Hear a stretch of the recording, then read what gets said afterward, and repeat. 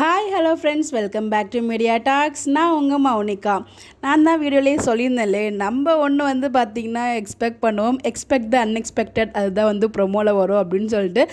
நமக்கு பல்ப் வாங்குறதுன்னு ஒரு புதிய விஷயம் இல்லையா, எப்பயுமே வாங்குற மாதிரி தான், எப்பயாவது தான் நம்ம எக்ஸ்பெக்ட் பண்ண மாதிரி வரும். பட் நம்மளுக்கு கிடைச்ச ஆஃப் ஸ்கிரீன் அப்டேட்லேருந்து எந்த ஒரு ப்ரொமோ சீன்ஸுமே வரல.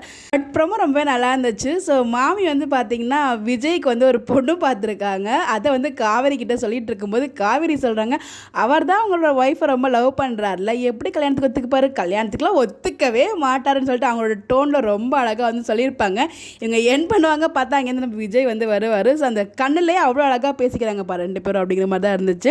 உடனே விஜய் வந்து விஜய் கிட்ட மாமியுமே டேரக்டாக சொல்கிறாங்க, உனக்கு தான் அந்த பொண்ணு ஒன்று அடங்க மாட்டேங்குதுன்னு சொல்லிட்டு இருக்கீல்ல, நீ வந்து டிவோர்ஸ் பண்ணிவிட்டு வேறு கல்யாணம் பண்ணிக்கோ, எங்கள் ரிலேட்டிவ்லேயே பொண்ணு இருக்காங்கன்னு சொல்லும்போது உடனே விஜய் ஓகே அப்படின்னு சொல்கிறாரு.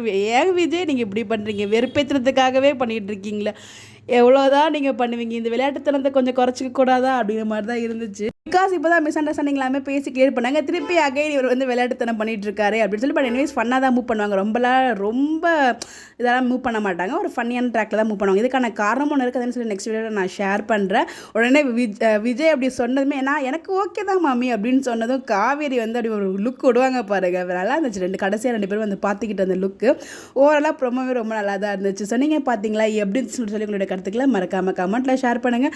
பட் நம்ம எதிர்பார்த்து எந்த ஒரு சீனுமே வரல, அதான் கொஞ்சம் பல்பு மாட்டாக இருந்துச்சு. ஸோ பார்ப்போம் ட்ராக் எப்படி மூவ் பண்ணுறாங்க அப்படின்னு சொல்லிட்டு. அப்போது இந்த வாரமும் வராதா, நம்ம தான் பாப்பா ஏஜ் அட்டன் பண்ணுற ட்ராக்குன்னு நினைக்கிறோம். இல்லைனா மிட் வீக்கில் கூட ப்ரொமோ ரிலீஸ் பண்ணுவாங்க, அந்த மாதிரி ட்ராக் வர மாதிரி தெரில, பார்ப்போம்.